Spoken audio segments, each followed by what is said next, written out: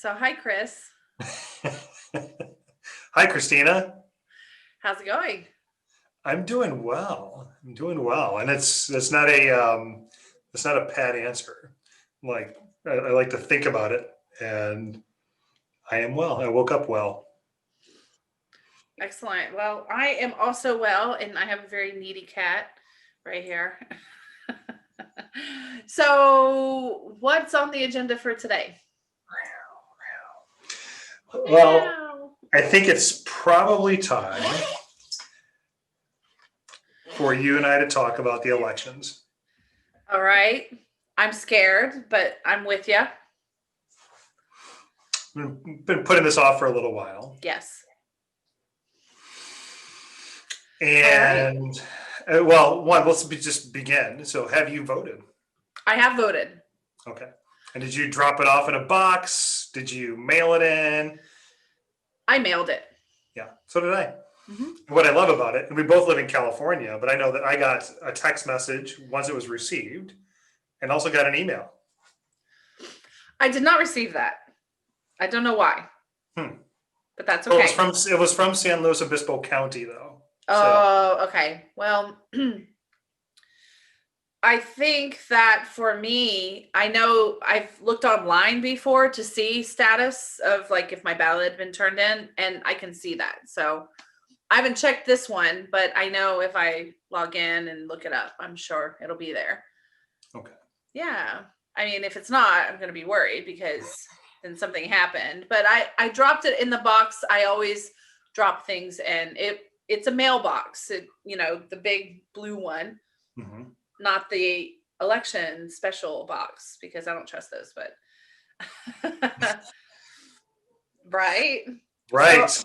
I will tell you when I got my ballot, because I think in California they mailed them out in October 1st. Now, I do want to start off by saying that I have been absentee and mail in for pretty much every single year since I've been 18 years old. That's over 20 years. Yeah. And the reason for that is because I didn't live in the United States for 12 years. And I just think it's easier for me, a person who's working every day, to not have to go stand in a line in a poll. Now, I understand there's early voting and all of that now, but I just don't want that. I want to be methodical in my choices because sometimes on the ballot, I don't really know about the choices very well. So instead of like studying before I go, I want to have all my materials out. And it's kind of a big thing for me to think through the entire process. Now, when I got my ballot, it was the beginning of October. It was the same night as the vice presidential debate. And that ballot did not enter my house for over 5 minutes. I was so like, I ripped it open, read the instructions.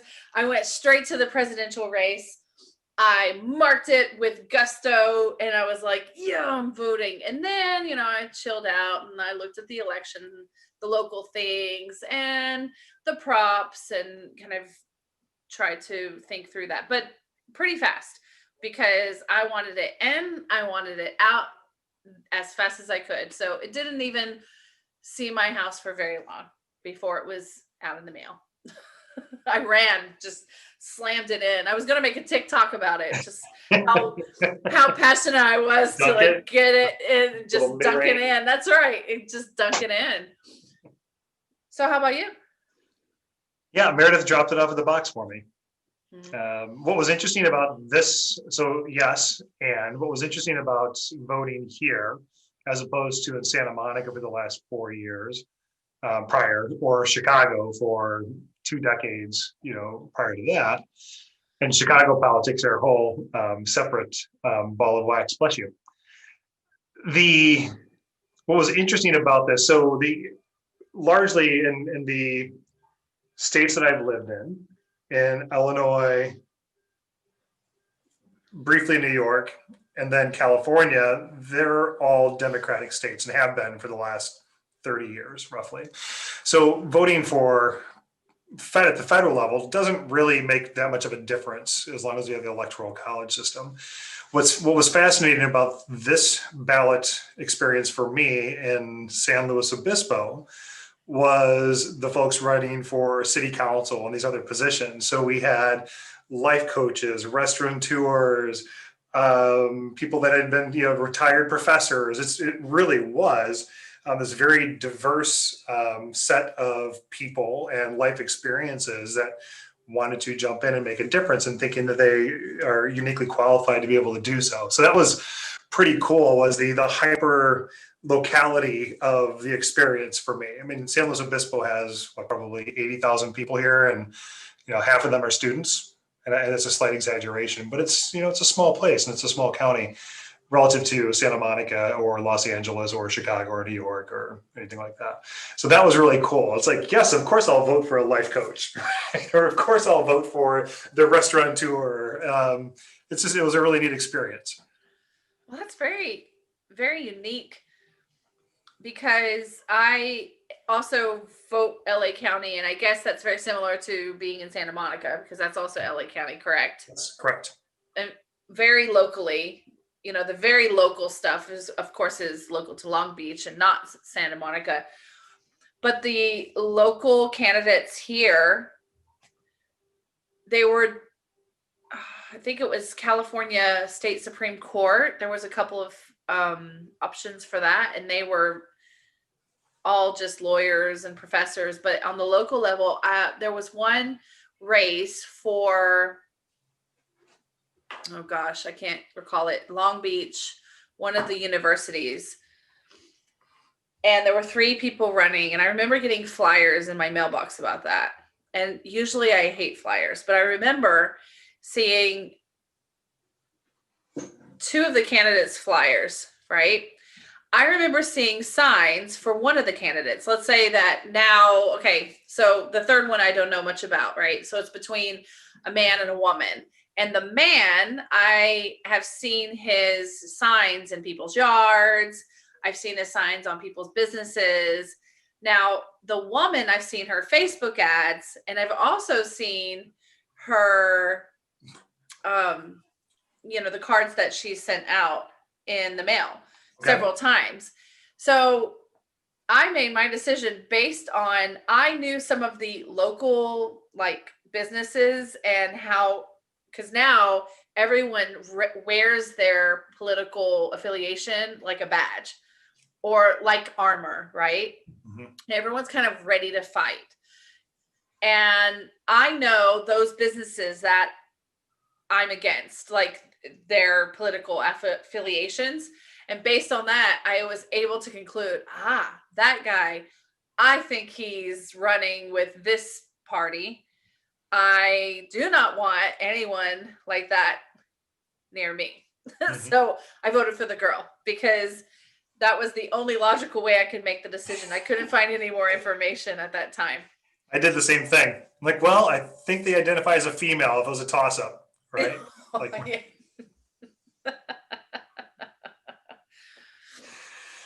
Discernment. Yeah. It's I finally got to take a shower. So it's our end of our fiscal quarter at work. So the lead up, which ends on Friday. So the lead up to this is pretty intense. And I was like, oh, that's right, we're doing a podcast. I need to actually shower. And while I was in the shower, I was thinking about the topic, and I was like, yeah, it's probably time to talk about democracy. And so I have 3 sons. One is 13, and he's by marriage. So he's a stepson in Hudson by actual terminology or nomenclature, but very much mine. And then Holden and Zachary, who are still in Chicago. Holden is in the reserves. He's finishing up his undergrad. He's actually being called up on November 1st, right? So in Chicago, they're there for at least a week, if not for a full month, to help with the elections and just make sure that things are orderly. And this was ordered a month ago. And Zachary as well. So Zachary's now in the reserves. He's done with the Army. He's in school full-time, law student. And when being in Chicago, when President Obama was running, and he was what at that point? He was 58-ish now. Then he was probably my age, if not younger, which is like super, super young as far as I'm concerned. And I remember them going to Grant Park because they saw someone who was just like themselves, who was mixed race, part African American, part Caucasian or white, and it's someone that they identified with. And for them to have been roughly 13, 14, 15, 16 years old at the time, to see someone who looks like them and resembles them, gave them such significant hope. And it was a watershed moment for many of us, particularly those of us in Chicago. And then, he wins. We get through 2008. So they went to, I think I was out of town, but they went to his acceptance speech, right, in Grant Park. That was a warm November night. And wow. Wait, you were actually there? I wasn't there. My boys were. Oh, just your boys. Okay. Yep. But still, wow. Right? Yeah. So much hope. They see someone just like them, like things are going to be okay. And this is on the heels of George W., who I voted for, right? So admittedly. So I am a registered independent, and you don't have to share what you are, but I like to at least come in there and make up my own mind. And you fast forward a couple of years later, it was probably 3 years later, if not pretty soon, like at least halfway through his first term. And they were so disenfranchised with President Obama. And when I was thinking about this, it was the hope that we put into individuals, looking externally for some sanity or some guidance, compassion, empathy, policies that are going to serve all, right, or one for all and all for one. And for many reasons, I don't think his presidency was as effective as it could have been, or as many people wanted it to be. And leaving that discourse aside, it got me thinking about this election.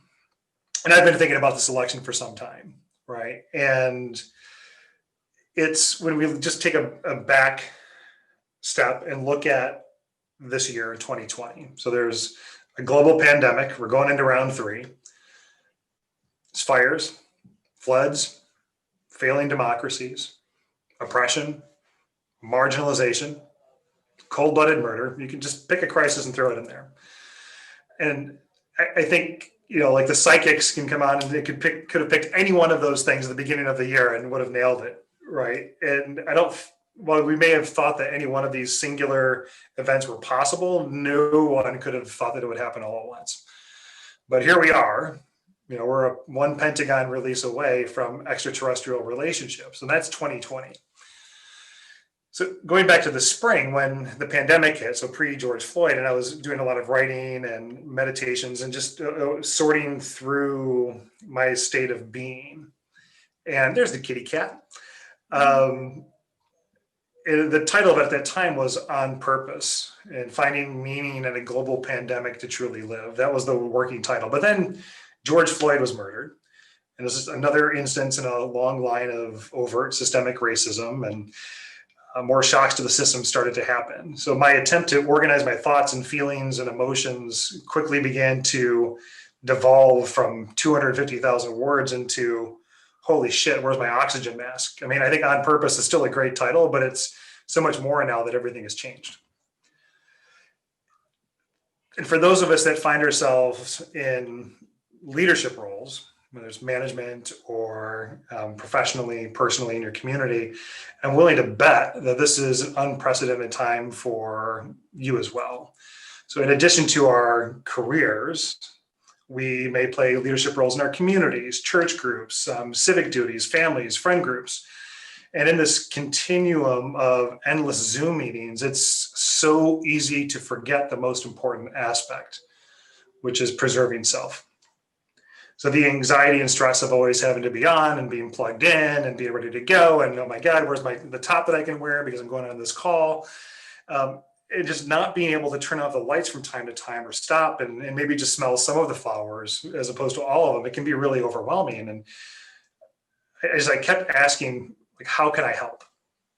And the answer consistently and loudly was work on yourself. Same with me. Okay. Now, when we get this message, it requires discernment. and willingness to, there's Neil Donald Walsh. I don't know if you ever know who Neil Donald Walsh is, but he wrote like the Conversations with God books, and fascinating guy. But his, to tell the truth about ourselves to ourselves and then to other people. So telling the truth about ourselves to ourselves, well, it could take lifetimes. And this is probably not the place to talk about the global system with healthcare and food shortages. I mean, and other news, people's credit scores are rising, right? And people have more money in savings in the U.S. than they did before the pandemic started across the board. So leaving that aside, and fundamentally, our government is not an accurate representation of its citizenry. This is by design.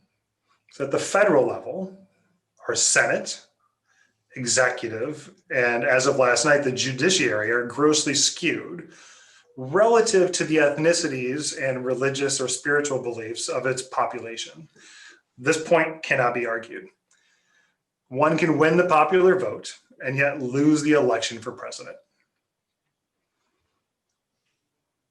We don't have a Muslim.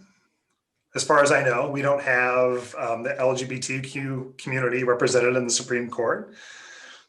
We have 6 Catholics. I was born Catholic, and even 6 out of 9 or 10 or whatever it is. It's like, well, it's a lot, right? As much as I love Pope Francis and his, I like to envision Pope Francis having a couple of drinks and then just saying wise things, and then people try to take him back. It's kind of like the opposite film of President Trump.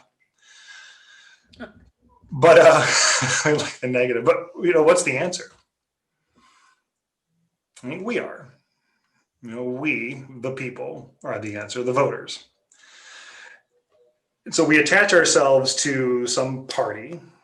We place ourselves on the spectrum. Either you're off to the right or you're off to the left, and this is where I sit, or you're too liberal or too right wing, whatever. But then we leave it to our elected officials to run things.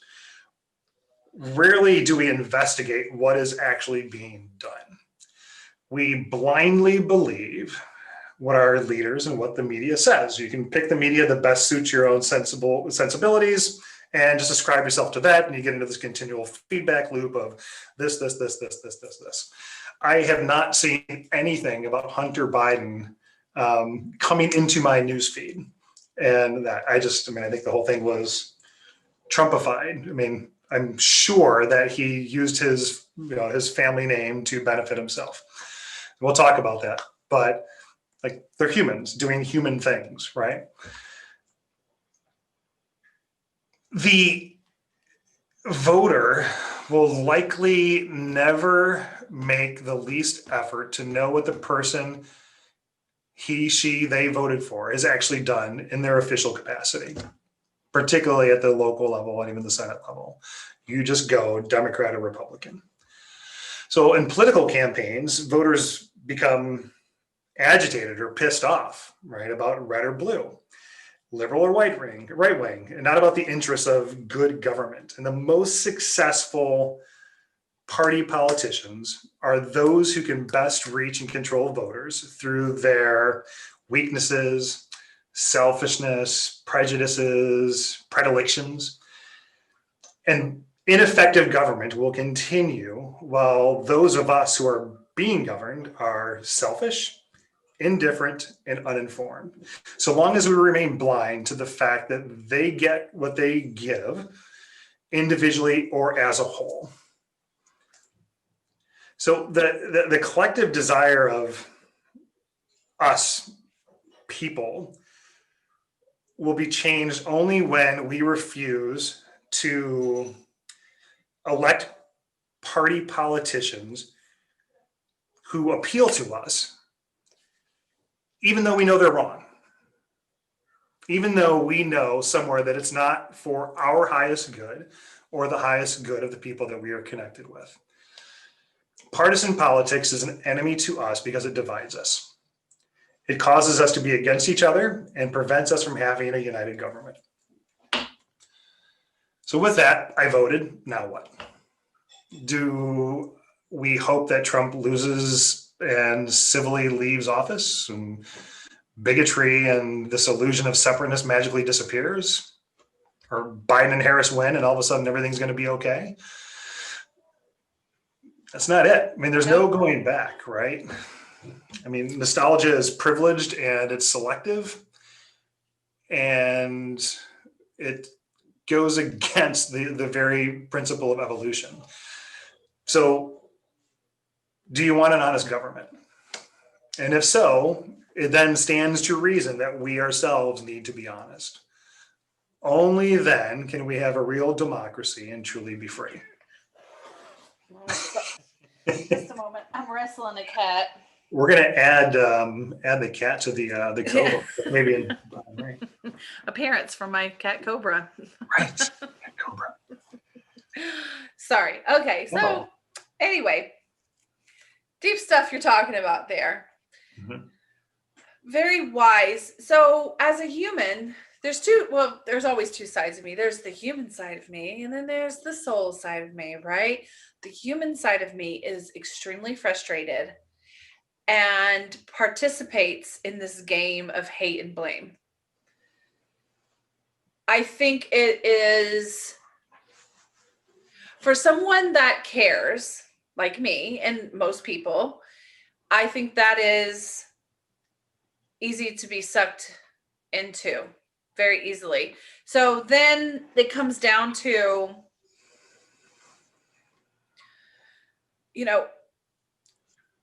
who's the bigger enemy? Who's the bigger doofus? Who's the bigger idiot? And I have to really stop myself, first of all, for my mental health. This election has wreaked havoc on my mental health very much. And in fact, I have had to completely close myself off to Facebook almost. I post, but I don't look at anybody's things because it just infuriates me. And I'm not just infuriated because I don't believe in what they're putting on there. No, it's both sides. It's all sides. And everyone is inflamed with toxicity, really. It's been a very toxic time, in my opinion, as a human.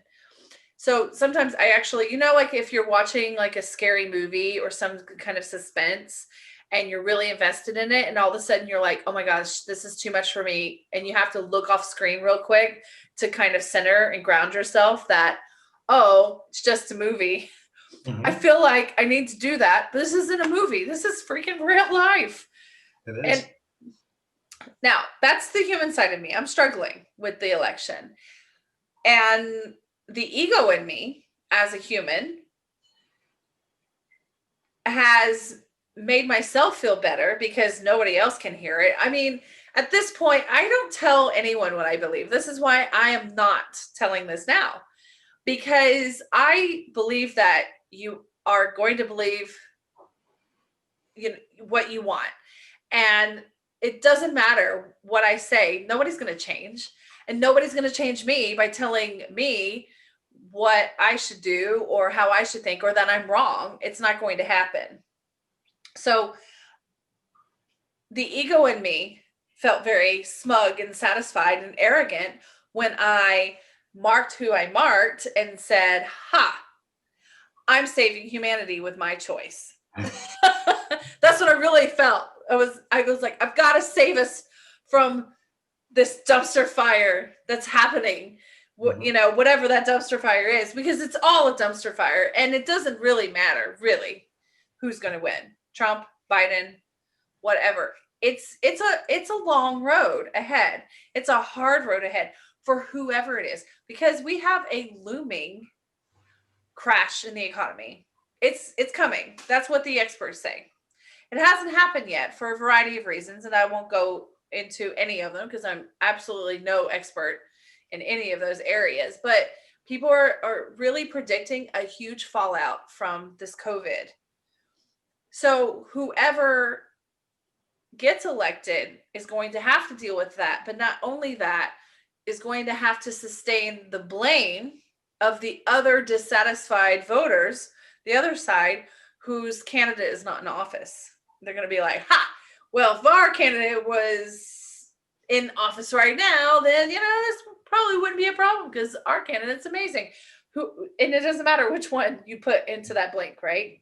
Now, the soul side of me, the soul side sees the bigger picture here. It's like, why are we, because this is American politics. So if you're overseas listening to this, but this is what's real and happening to us.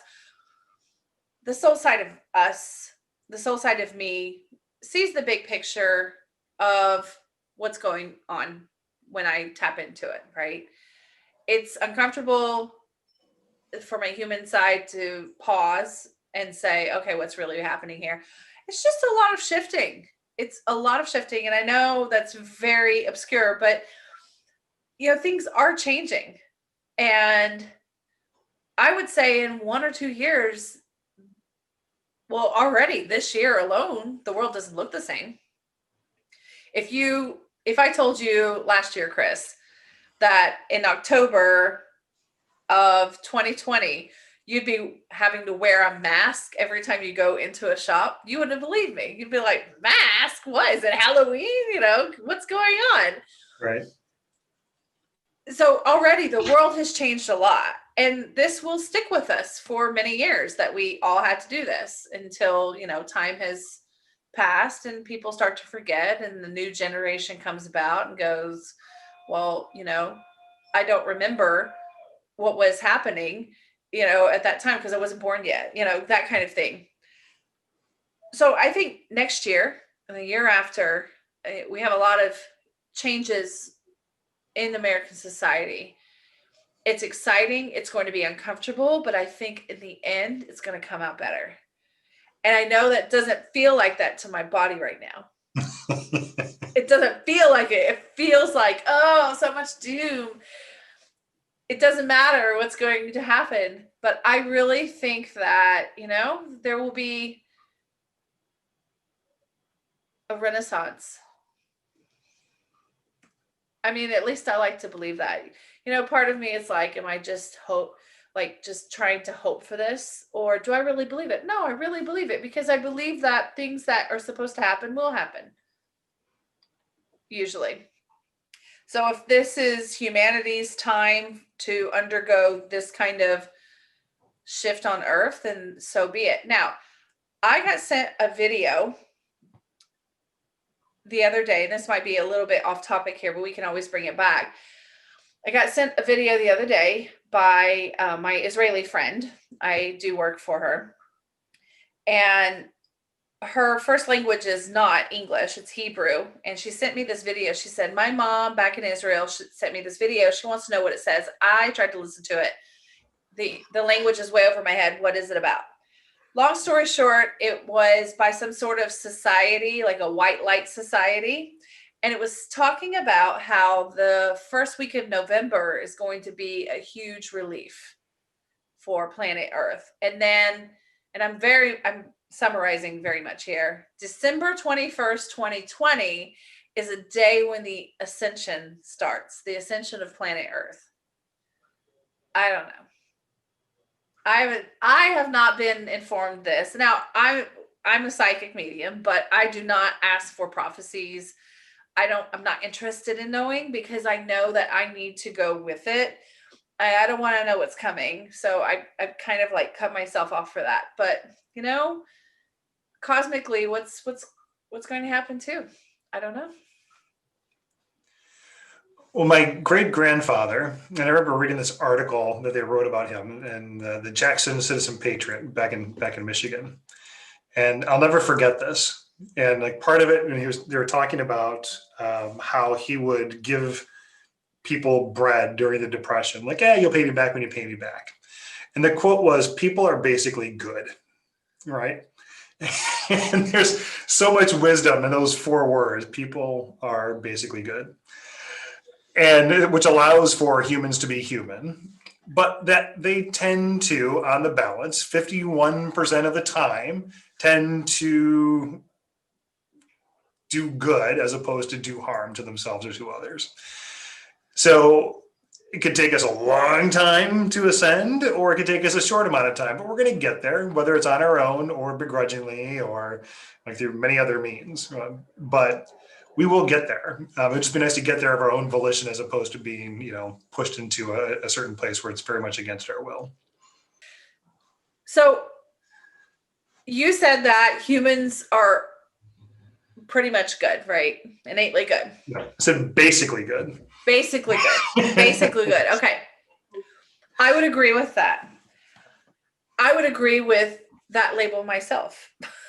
Mm-hmm. However, I do have moments of emotional rage where I see a house decked out in what I'm not believing, right? Mm-hmm. And the human emotional side of me is just like, oh my gosh, you beepity beeps.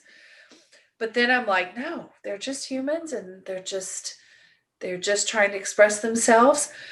So with that being said, I dated a French guy a couple of years ago, maybe about 4 or 5 years ago. Didn't last very long, but he was a very interesting guy and he loved to talk about politics. And he always said, and this is still during, was it still during Obama? It was still during Obama. Okay. And he said, oh, Americans, French people love to bash Americans, right? Love to talk about them.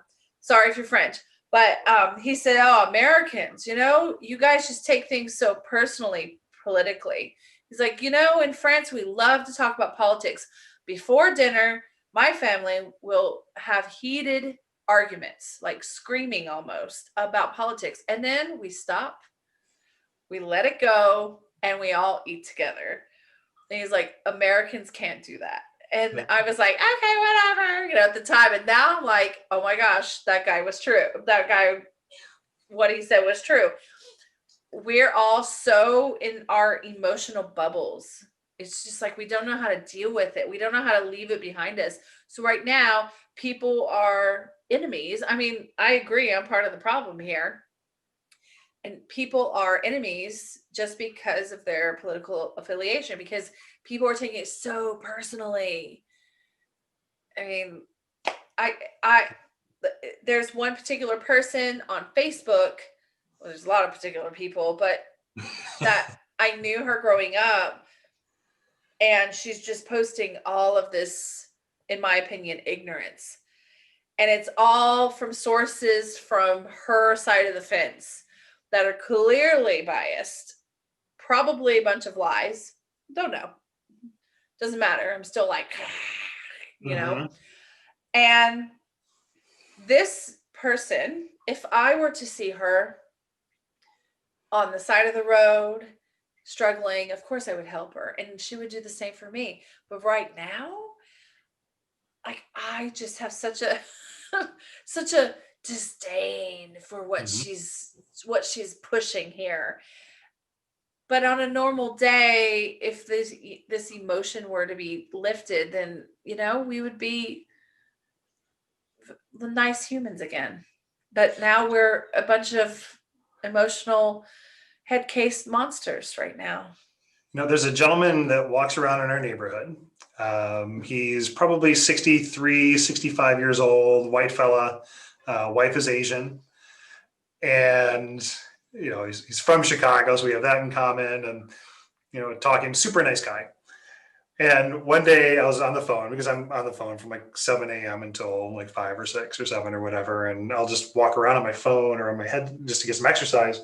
And I see this like red hat. And I was like, oh, fuck me. Right. And so I'm kind of watching, and I saw the 45 on the side, and I was like, wow, okay. So trigger, right, to your point. Yeah. And it's like, well, his wife is Asian. Doesn't mean that someone can't be, have this feeling of superiority, right? So, but there's more to it. I mean, he's a nice guy.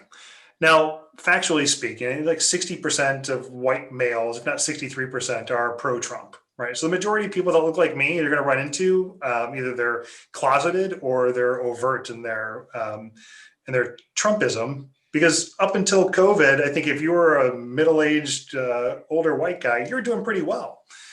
I've made more money under Trump than I did at any other point in my life, right? It's no coincidence. Slight coincidence, but there's tax breaks and everything else. I mean, the economy was really pumping. There's a downside to that as well, and collateral damage. So I don't want to just skip it. It's beside the point. So today I'm out in the garage and I'm on another phone call. I just want to get some sun and see it. And I saw him coming with a hat, and I'm like, I really want to spend time with him. And what I've been trying to do is align one of my walks with the dog to walk around the neighborhood with him and just understand his perspective. He was special ops, that I know to be true. Sales guy, retired with his wife, came out here. So I want to understand, what is it that resonates? Because when I get those visceral reactions to someone, it's like, oh, why not just wear a Klan hat, right? There's more to it than that. And I'm really, really focused on not rushing to judgment and saying, what is it about that I need to explore inside of myself?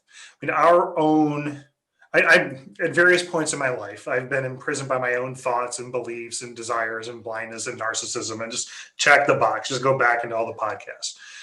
But our own mean-spiritedness and our own greed and our own brutality, either towards ourselves or towards others, it destroys any notion of real freedom that we have. And too many of us believe that liberty, right, that word, gives us the right to say and to do whatever the fuck we want to, regardless of other people.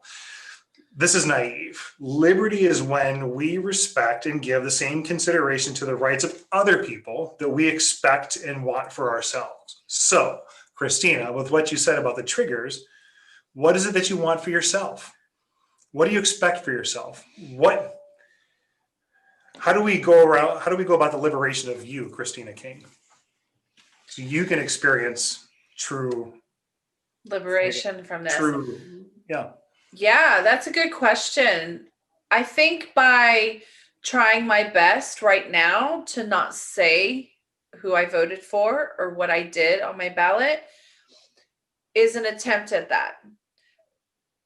I think it's two ways. The first one is that I don't want to shout. I don't feel like I should shout what I believe from any kind of podium. Okay. And even just a mention to me right now would feel like I would be trying to push my agenda on somebody else or my beliefs, because it's just that kind of electric in the atmosphere to me. Mm-hmm. But on the other side of it as well is I know that people are judging others based on their political affiliations at the moment. I do not wish to be judged. Now, you might think that's being a coward. I don't feel that at all, because people are like, well, if you're so confident in what you believe, why don't you just say it? Well, I don't owe anybody to say it.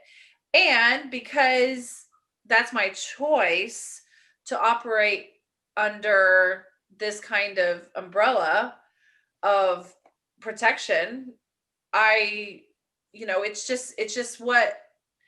it's just how I want to represent myself. I don't want the first thing people to think about is who I voted for, mm-hmm. or what I'm doing, because it doesn't matter who I voted for. Somebody's coming in, whether or not it be, Trump or Biden, someone's coming, and I'm going to have to live with it. It doesn't matter who it was, right?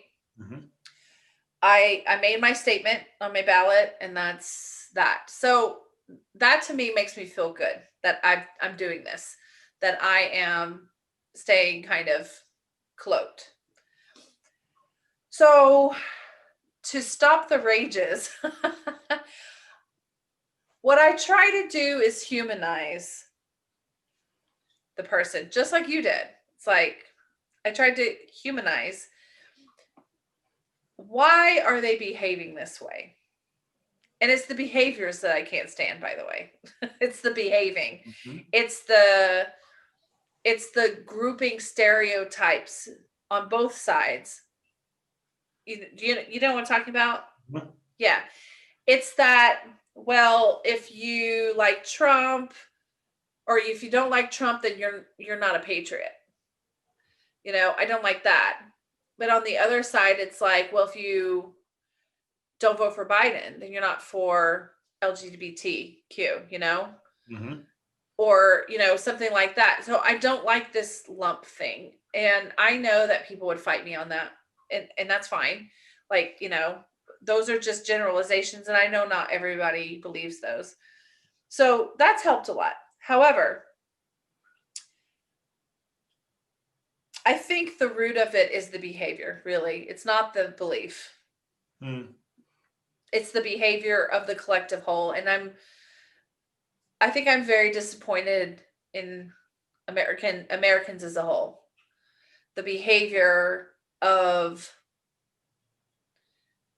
this, following lies on both sides and just making up this narrative that fits what they want to believe in their minds. That's what I can't stand. And so if I'm at, let's say, a social gathering with someone that's on the other side of the fence than I am, and this person starts getting smug, what do? That's where I don't have the freedom. It's like I could really, with the emotions, rip them a new one, no problem whatsoever. But would that be with facts? Would it even matter? No, it doesn't matter when you're that emotional. It doesn't matter what you have to say. How do you combat the arrogance, the smugness, the willful ignorance on both sides? I've got a couple of questions that I ask. Okay, I'm sure you have a great reason for feeling that way. Do you mind sharing it with me? Oh, okay. Right. And just ask open-ended questions. The question that I'll ask is, well, when I say the word freedom, what does that mean to you? What does it mean to truly be free? You're pro-America. You're pro-democracy. I mean, do you think we live in a democracy? Why? I mean, educate me. I'm seeking to understand. Why do you feel like we live in a real democracy? When I say liberty, what does that mean to you? Like life, liberty, and the pursuit of happiness, and bringing it back to the Constitution, quite frankly, or even the Declaration of Independence. Because the one thing that everyone, the platform from which anyone that's at least in the U.S. can operate from, is at least the perception that we're all created equal, and that we have the Constitution as a baseline. It didn't. It puts the power of the government in the hands of the people, right? And I think that's what all of us, at least theoretically, want. And it's the greatest thing that was ever given to a country at its genesis, and the people really desired freedom. Now, again, we're skirting over a lot of things there and the attachments to it, but for all of us to have been given this clear right to be, to will, to do, or to have anything which he, she, or they are able to be, will, do, or have. But if the people aren't invested in having and in holding the power of self-government, then that power is going to be taken from us. And then instead of the government being dependent on the people, right, the people that we elect as our representation, as our representatives, then we're dependent on the government. And that's the goddamn situation that we find ourselves in right now. Yeah.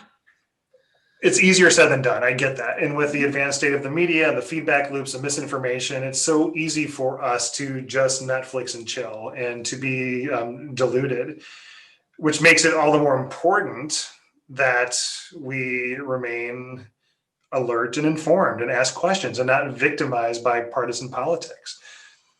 The Constitution didn't say, hey, you only get two parties, red or blue, go.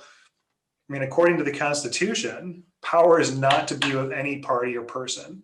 The people are to have the power. It just hasn't worked out that way.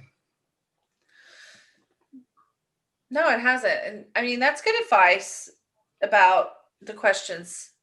I just ask questions. Yeah, tell me about yourself. It's the advice I give to my boys. Like, even when you find yourself in a social situation where if you have social anxiety, you just get people talking about their favorite subjects, which is themselves.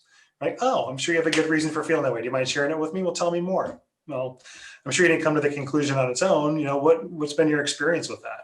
And what else? What else? What else? And just understanding, because ultimately what I'm looking for is that aspect of myself and that person that's triggering. Because whenever I've been triggered by someone else, it's because I recognize something in them or what they're saying that makes me slightly disgusted with my own self and how I'm operating in the world. Oh, well, that's pretty wise right there. That's a good one. No, I didn't even think about that. That's where I was going with it, right? And to bring it Yeah. back to yourself, and what is it about that person's behavior? Let's look at Trump and his taxes, right? So he paid $750. If I made that much money and I only paid $750, nice job, Mr. or Mrs. Accountant, right? Because that's the system. That's the system that we It's a set up. system. Absolutely. Yeah. Right? Why would I fault him for that? Why would I fault Hunter Biden for trading on his good name? Holden took a job with my friend, working in his real estate business or his construction business. It's because someone who knew someone. That's how things work, right? Yeah. So yeah. I mean, I kind of take those things with a grain of salt because I'm like, well, that's life. And I also have to. Well, first of all, I want to say I can't wait for the storm of the political season that we're in just blows over, because next week the election's done, then all the commercials and all of the signage are done. It's gone. I was trying to relax on Saturday. Now I am undergoing some treatment, which I will address in a later podcast, much later probably. I'm undergoing some treatment, and this was my first weekend where I was kind of feeling like a different person because of it. And I gave myself permission to play a game on my phone. And I played my favorite game. I don't pay for this game, right? So there are ads that pop up. Well, guess what? In my zen of playing the game and making myself happy, every 3 minutes an election ad would pop up in stream, and I couldn't fast forward it because you have to wait for it to finish playing. And I was just like so enraged and just like, oh, I'm sitting here, and I felt like a victim, which I'm the worst. Like I hate when people play the victim, and here I was like, oh, poor me, I'm trying to play the game and just seeing some political ads. And I was like, no, buck up, lady, because this isn't going to last forever. Just sit here, laugh at it, and move on. And that's what I had to do. I just had to kind of take it lightly and move past it. But as far as the system works, a lot of people get bent out of shape on how the system works. And that's great. If you feel that, something is wrong with something, yes, speak out, vote against it, vote for what you want, take action, protest. Yeah, I'm all for it. But when I come to my own personal responsibility, I get very offended when people fault me for not doing enough. And I'm like, doing enough for what? Doing enough for who? Because ultimately it comes down to myself. There are a lot of causes that I think that I should be helpful with, but I think that as far as how the system runs, I do not feel called to push for change in that. I don't feel like that's my fight at all. I mean, yeah, and that helps a lot with trying to settle myself down and set boundaries with what I believe and how these beliefs or beliefs that are on my own are going to make me feel. Well, you mentioned game, and that's interesting because this is our own fault, right? And for those of us that become indignant, like, I can't believe the Republicans are doing this, or those fucking liberals, whatever. This is our fault, and we're the ones who are responsible. Yet our past actions have said that we are completely incapable of taking care of ourselves. We prefer others to run the government for us. we don't look into the character of the people that we elect. We're easily deceived because of our own fawning, and that encourages them to be mesmerized, right? So the politicians play the game, but guess what? We're the game. Yep. We are. Now, this is all, at least on my side, I mean, I'm very passionate about this. But it's like borderline ranting. So to your point, like, how do we address it? I mean, how can we make this work before our imperfect democracy is taken from us? Because I think we've all at least seen where this could go into an autocratic state pretty quickly. And you say this is all over next week, and the ads are over. The ads are over next week. That right. was my point. Right. No, it's not over next week. It's just the beginning, I'm sure. Well, I think it's not that the world, it doesn't need to be safe or made safe for democracy. It's the people who must be made safe for democracy and for the world. The biggest risk that we have are ourselves, and even in just a handful of individuals. We can't have a real democracy. And by democracy, I mean self-government, the ability to govern oneself, until each of us begins to have self-government at home, right? When I look at like Trump's finances or Biden's finances or whatever, and today a real life example where our CFO reaches out and says, "Hey, I noticed on your expense report that you're claiming, like $100 for your phone bill, and I'm going through this, and it should be only $54." And I was like, "Well, I thought it was like $100." And I've had my own issues with expense reports in the past, or certainly trying to game the system. But I was, one, concerned that I wasn't getting the full amount reimbursed, and then two, I was really concerned about the perception. Now, there's a lesson that I've learned. It's like, I can't sit here and point the finger at somebody else, because that thumb's pointing back at me. So how do I operate with integrity in my own internal system, in my employer, to make sure that, one, I'm being responsible to myself and my personal finances, but also being responsible to the people that I work with and for. So I'm making sure that my own shit's like okay first before I sit there and talk about someone else. But when we're shown that we help make these rules, or we make these laws by which we live and we're governed, and when we understand that our purpose or our destiny in life is constructed by our own thoughts and acts, then it will be self-evident that we can't do to someone else what they would not want others to do to them. Right. And this illusion of separateness. And I think this is where and I'm going to kind of bring this back into the work that you and I really do. But the old way has been like the one or the few against the many, or the many against the one or the few. Right. That's how it's been. Whether it's this expression or past expressions, that's what I see. The new way, or the way that we're being presented with and coming into this ascension that begins on December 21st, which feels right, is the one or the few for the many, and the many for each one and for all. This is the right way of life. It's the golden rule: do unto others as you want someone to do unto yourself. This is the right way of living in a real democracy. What's against the interest of Christina King is to the disadvantage of everyone. And we're not going to get there. I mean, the polarized world that we live in, right? So this is very, I don't say forward thinking. I'm not trying to put myself on a pedestal here, but this is a desired state of being or a way of living. But the fundamental fact about democracy, it's when what's against the interest of the individual is to the disadvantage of everyone, has never been dealt with, at least not in these 250, 300 years.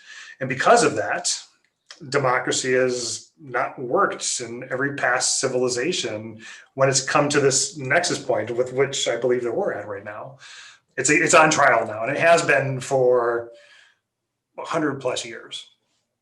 So now when we go to the ballot box, we're determining the kind of self-government that we'll have tomorrow.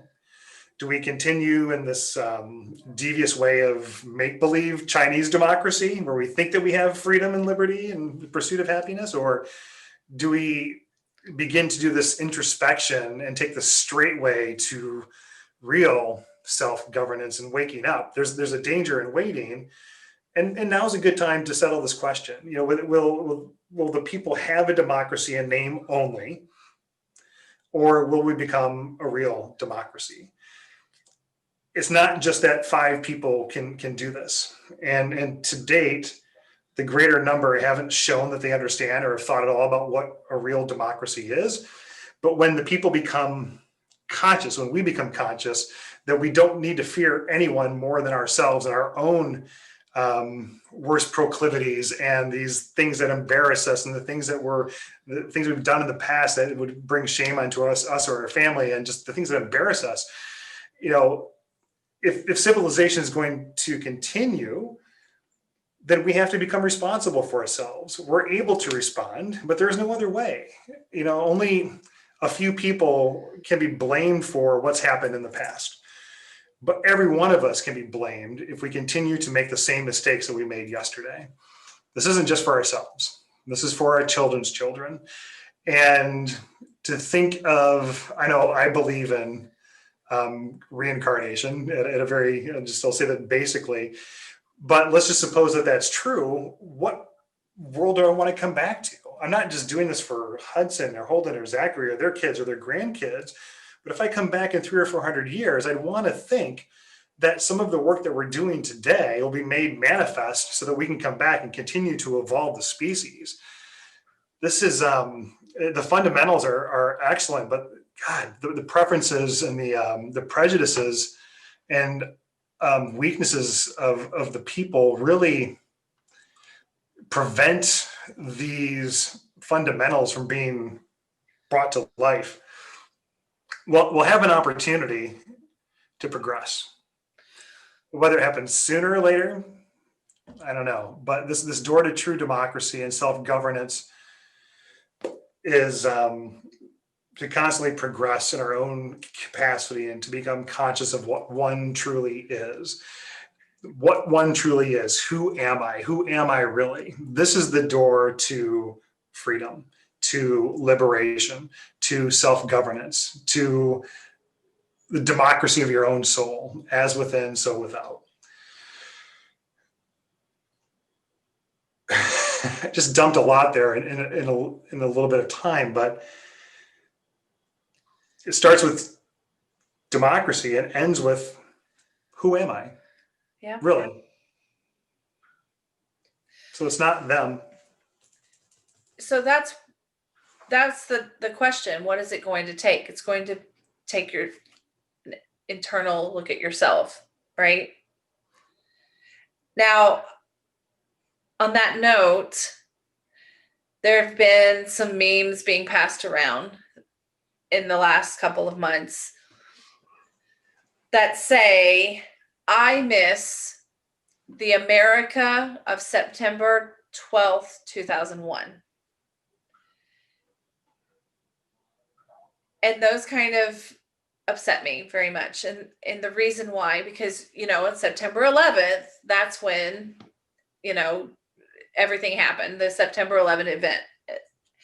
And then on September 12th, according to the meme, that's when everybody started being nice to each other and patriotic, right? Mm-hmm. Now, yeah, I remember that time. You do as well. And I was not in New York. My grandmother was. She did volunteer for the Red Cross and went down to Ground Zero.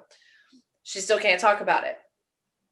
But I remember her saying how nice everyone became in New York. Because I guess the stereotype, maybe a bunch of truth, is that New Yorkers are abrasive and not so nice or not so friendly, right? Not so courteous. So now everybody became like that because, the tragedy brought them all together, and to kind of reach out to others because everyone was experiencing some really uncomfortable things and feelings and thoughts and all kinds of things. And this rippled throughout the entire country, of course. So the reason why I was upset by the meme is because what is it going to take for us to be like that? It's a flip of the switch if we all just did it. Mm-hmm. If we all just decided that that's the way we wanted to feel towards others, then we could do it. We don't need a tragedy. We don't need what felt like the end of the world at the time to remind us that we should be courteous to each other and we should be humans and nice humans and support each other and things like that. So by posting that meme, it's like they hate the American now because everyone has, they're separated. No one's united. There's no United States anymore. It's all the separate states, depending on what you think, right? And really, that's all it would take, but that's too easy. And, nobody knows. Well, we're still under attack. And I love that you said that we don't need another tragedy to bring everyone together. But so long as others are focused on separateness and not what ties us together, right? And when you begin to investigate and explore and sit with yourself and ask who you are, invariably you come to a conclusion that you're connected to the person next to you. And that's where I think the answer lies, is doing that work. But that's something that has to be experienced and a path that has to be walked on your own, not something that someone else can do for you. The answer doesn't sit in a book written by an old man in the sky. It's right here. Yeah. So for soul work, I think I need to be in on this. I need to do my own because I am definitely affected by the emotional atmosphere of the times. And I definitely having my own internal outburst and resistance and denials and emotions tied around all of that. So I think that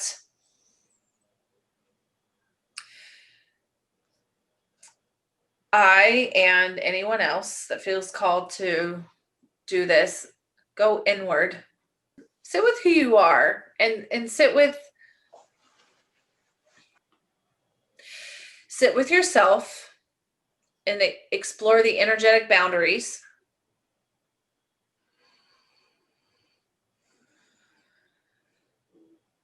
that you have around yourself. And if you are really committed to yourself and committed to society and humanity as a whole, which I would say that I am because I am a participant, I'm a citizen.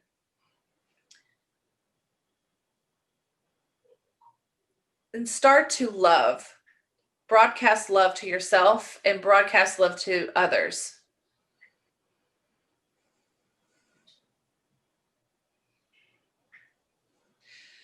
And I'm being told to focus on the flipping the switch. Flipping your switch is the freedom, I'm being told. It's the freedom that will allow you to be your best version of yourself and an example for yourself and for others to see. Now, I'm not saying that you have to be seen and like, hey, everybody, I'm a great person. Not at all. Really, the test of a person is who are you when no one's around and you're just sitting by yourself?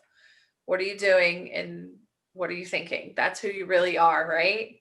So this is for your own peace of mind and the peace of society, is to start to live the way you want society to live as well. What about you, Chris? Work on yourself. Yep. It's that simple.